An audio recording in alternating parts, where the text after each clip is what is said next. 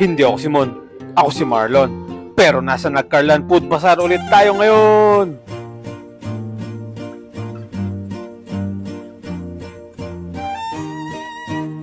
Kaya tara, samahan nyo kami rito at mag-food trip tayo. Second week na nga pala ang food bazaar dito sa Nagcarlan. Kaya ito, lalakarin lang namin dahil malapit lang naman ito sa bahay namin at dadaanan namin kung saan ginaganap ang bulante tuwing linggo. At syempre, kasama ko ang dalawa kong anak dahil wala nga pala kaming pagkain sa bahay. Madadaanan nga din pala namin dyan ang Plaza Rizal, pati na rin ang aming simbahan, ang San Bartolome the Apostle Parish Church. Higit 400 years na. Dito pa lang sa may simbahan, matatanaw mo na talaga namang napakaraming tao. Pero syempre, makikipagsiksikan na tayo dahil nagugutom na kami at malamang puro pila na naman sa mga tindahan dito. Brusco Chow nga pala ang napusuan natin dahil siguradong masarap ang pagkain dito. Kaya't shoutout sa'yo, parang Benson. Maraming ang pagpipilian sa menu nila. Kaya't bahala ka na kung anong gusto mo. At sumunod dito sa Beef Chow Pan. Kaso, naubusan nata sila ng kanin. Kaya't dumako naman tayo dito sa kabilang banda at dadaan na naman tayo sa siksikan. Kaya't magpalabig muna tayo dito dahil may tindang Thai Popsicle si Madam Rhea at Boss Jason ng 3JRs. Booth number 60 nga pala sila, malapit sa Mercury. At syempre, may mga tinda din sila dyan pasalubong tulad ng Special Pinagong, Pastillas, Pasensya at marami pang iba.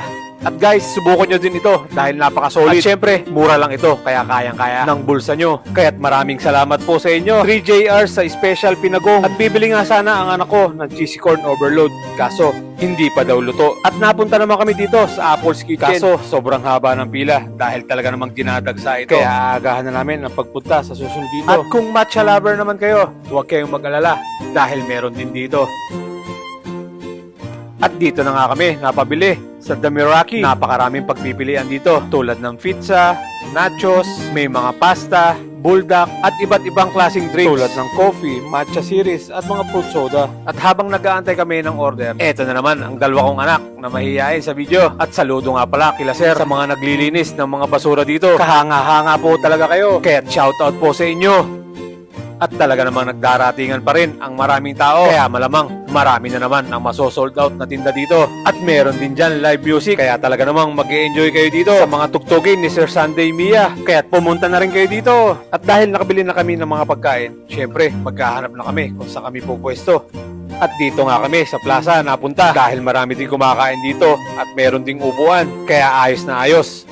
At eto nga pala ang mga nabili namin pagkain at mga inumin. May chow pan sisig at Hungarian steak. Meron din diyang buldak, Hawaiian pizza, ice latte at lychee drinks. At syempre, timusan na natin to. Unahin natin ang sisig ng Brusco Chow at kasunod ng Hungarian steak. Solid dahil masasarap ito. At isunod naman natin ang buldak ng The Meraki. Talaga namang mapapasibol ka dahil sa anghang nito. At syempre, may kasama yan dalawang sausage. At isunod natin ang Hawaiian pizza. Grabe guys, subukan nyo ito dahil napaka-solid. Kahit ang crust niya, talaga namang panalong-panalo. Sundan naman natin ng ice latte nila. Tamang-tama ito sa mga coffee lover. At hindi din dyan magpapatalo ang lychee fruit soda. Sa halagang 59 pesos, matitikman mo na ito. At syempre, naandito na naman ang dalawa kong anak. Nahihiya na naman sila sa video. At eto, may nagdaratingan pa rin. Dito din sila pwesto at meron pa din doon sa kabila. At syempre, meron din dito sa may stage. So paano?